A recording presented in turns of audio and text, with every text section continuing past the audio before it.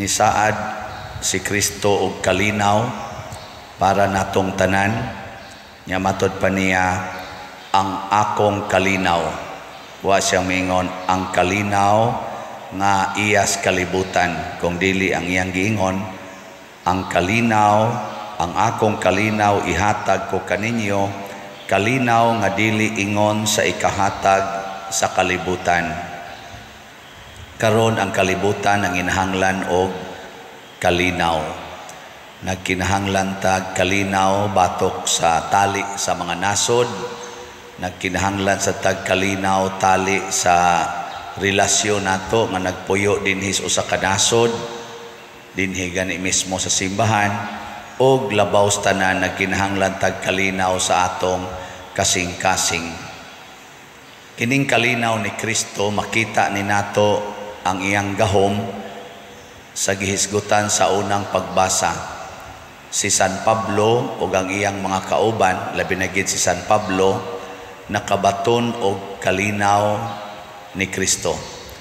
Sa dihang gibato siya, gibato o niya, giguroy na siya ngadto sa gawas nga gituhoang patay niya ga prayer, nagampo ba, community prayer ang iyang mga sumusunod ug mga kauban. Nabuhi ug balik si San Pablo. Niya pagkabuhi na niya, bangon na siya balik, imbis nga mulahos siya dagan para gud anang maigo tag kumo nga nang kulatahon ta niya makalikay or maigo tag gamay. Unsa may sunod buhaton, dagan gyud palayo ni anang nisukmag nimo. Pras una gisukmag ko dito, high school pa ko dito sa may tabuan. Kilid sa CIT, niinom ko og kanang butong nga kanang binaso.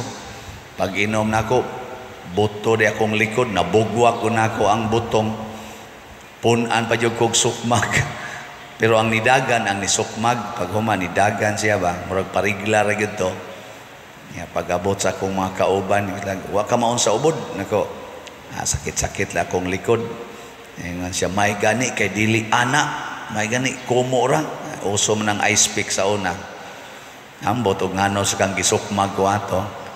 Basig na identified ra ko sa ako mga higala nga doon na sa mga record sa binuang. Muna, mudagan kita palayo sa diin ta murag gihulga ang atong kinabuhi. Pero tanawa si San Pablo o iyang kauban, didto sila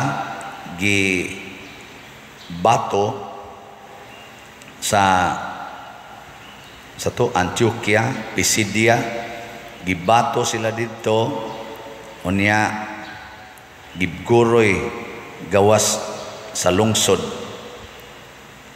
Ang resulta hinoon, pagkasunod adlaw si Las Bernabe nagwali na sa dito nianing mga lugara.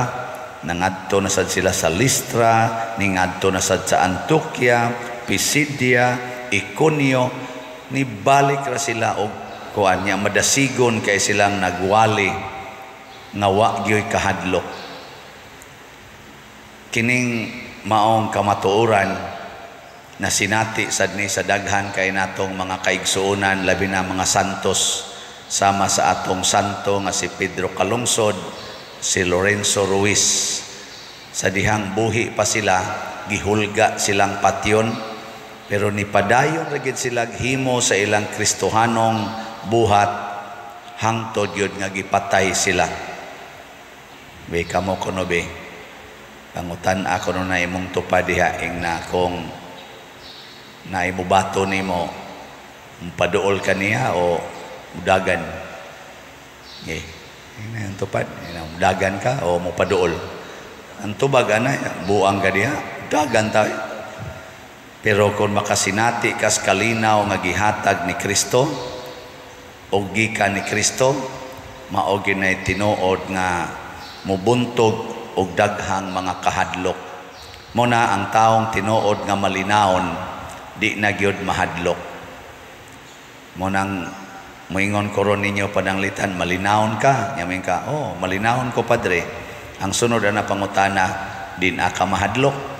Ingon gani ka hadlok, di pa ka malinawon.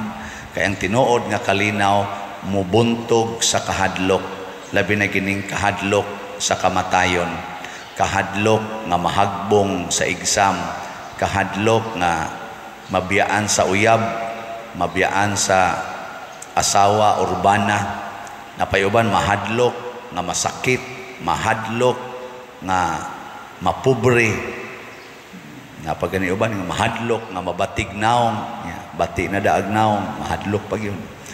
Samot na yung stress. Napamaganiuban mahadlok matiguang. Stilan. Si tinta na idan magpa cute lang yapon, mura lang yapog bagets ba, short bisag kuyos na kayo. Magpa picture.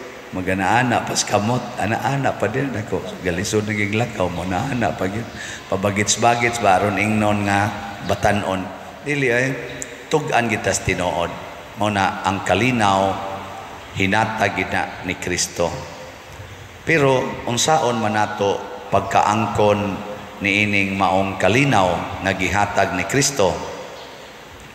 Ang una, mohimo gitag desisyon. Matod pa ni Kristo, ayaw kamog kabalaka o ayaw kahadlok.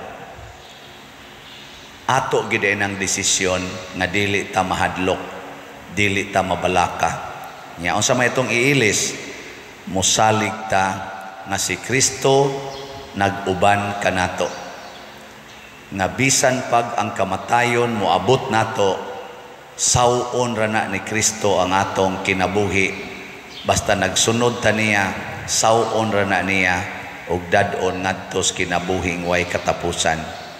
Sama aning ato karon dinhing mga giatubang kining atong mga proyekto, minilyon guni. Di ta mabalaka, di ta mahadlok. Nay mo uban mo ingon pader ay gyud balhin ha. Nako dai di mo balhin og mamatay ta. Padung mangitas bahak or asa ta mabutang, balhin kita ani. Di na lang ta mabalaka ana, mahuman ba ning pradyeka pinaagi ni Father Siano, mahuman ba ni sa atong panahon nga kitang nagsigig tampo ani mga slots, or ang muhuman niini ang next na nga mga generation or next na nga administrasyon, mao nay atong dawaton. Pero mo lagi na sige tagpamalandong ug unsay gustos Ginoo karong adlaw, mao atong buhaton. Pananglitan mo ingon ang Ginoo, higugmay mong bana. Ayaw na paghunahuna sa ikog higugma ni nya mag-abusa ra gyapon ni nya, dili ni nako siya sultihan, dili ni nako siya kasab-an nya, magsigi mag-anad na lang ni. Ayaw ana. Ay nalaghunahuna sa ugma ang pagtuman karon. Nya kada natutuman sa sugo sa Ginoo karon nga way kabalaka o kahadlok sa umaabot, maunay mohatag nato og kalinaw karon. Nya ang imong kalinaw karon mibuntog sa kahadlok nimo karon. Nya mao na itong batasan, ikaugma buhat na puntas buhat sa Ginoo para anang adlaw. Di lang ta mabalakas ugma kay naa man Ginoo uban man nato hangtod matapos nato ang tuig, matapos nato ang pila ka tuig, wa tay kahadlok.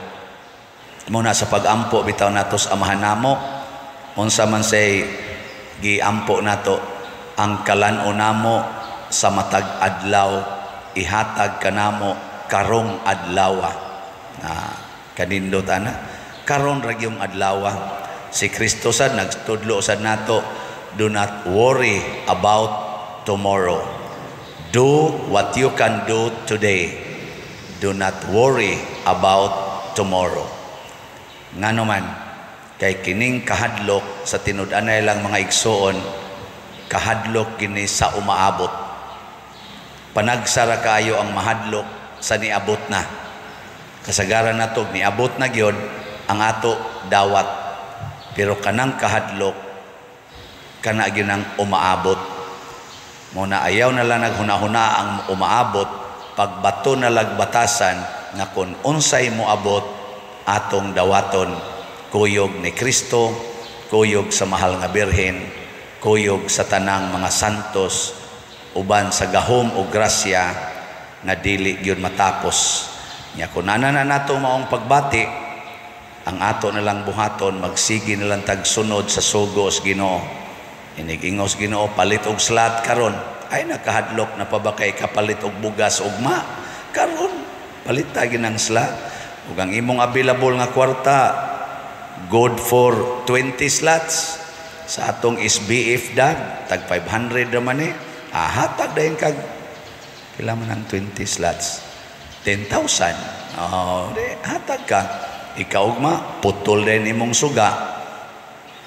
Ikaputol sa imong suga, ay lang sa gipatao daan.